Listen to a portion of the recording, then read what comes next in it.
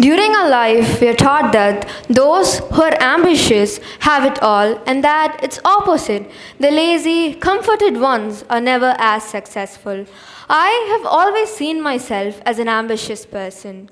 All I did was think about my next steps in life, where I would want to be in a month, in a year, or a decade. My day to day life was always shaped in order to make my dream life a reality, but shouldn't it be right here and right now?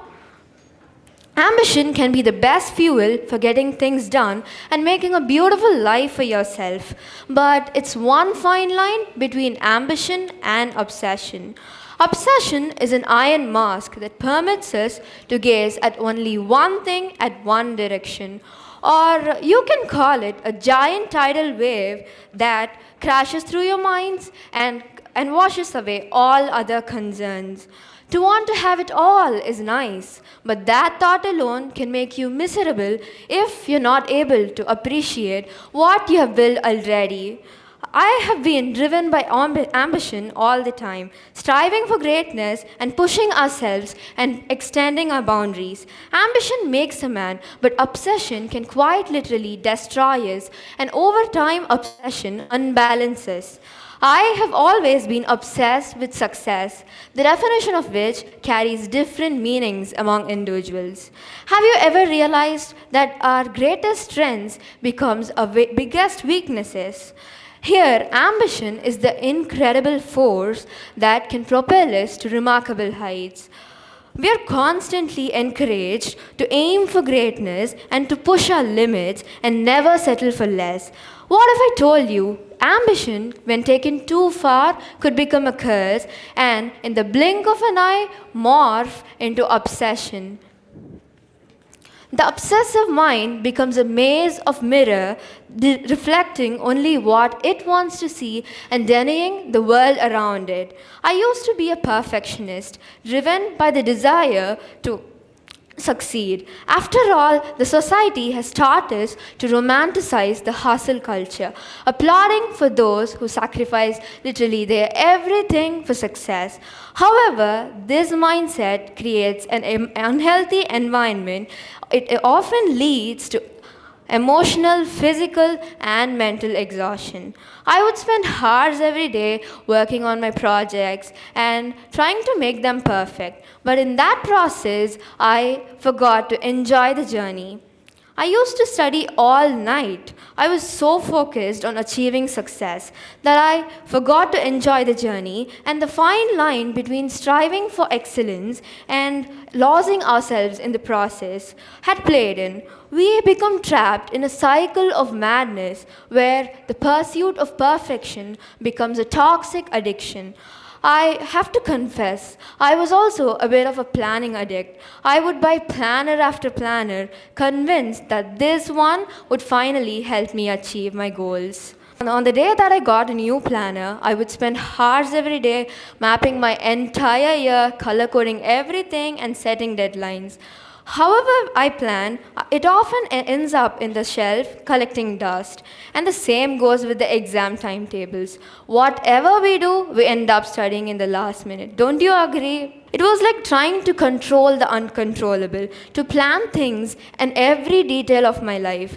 But the truth is, life is unpredictable. Things don't always go according to plan. And when we get too caught up in our plans, and we can lose sight of what is truly important, that obsession with things makes it harder to dust ourselves off, get up, and try again. And it hinders our ability to try again and rebound. So, how can we walk the fine line between losing ourselves and striving for greatness? First, examining our motives behind pursuing success. This would help us differentiate between healthy ambition and obsessive behavior. Growth for your personal development and for your loved ones can be understandable, but if it's only for satisfying a boundless ego and and seek validation, you might want to have to re-evaluate your priorities. The next step is to resist the urge to compare yourself with others, something I have had to learn time and time again.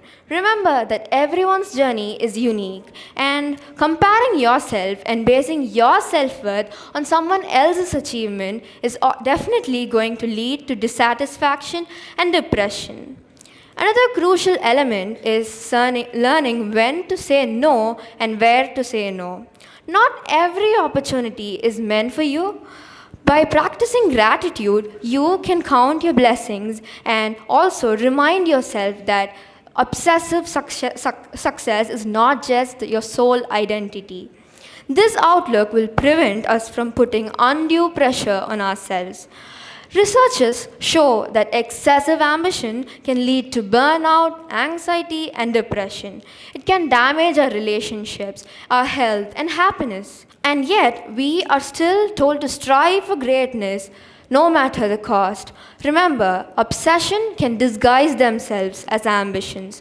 So I urge you to take a step back and reflect on your own ambitions. A classic example that comes to our mind when we talk about obsession is Shakespeare's Macbeth. Many of you might be familiar with this story. Macbeth's ambition to become a king starts as a desire for greatness, but later it drives him to commit a crime, and his desire for power consumes him, leading to a downward spiral. Ultimately, his own obsession has destroyed him, leading to his downfall. His actions has become increasingly ruthless and destructive. So friends, now ask yourself, where do you draw the line between ambition and obsession? Do you strive for greatness, or are you stuck in the pursuit of perfection? And remember, obsession is the most wasteful human activity, because an obsession takes you to another question, coming back and back with the same answer. Thank you.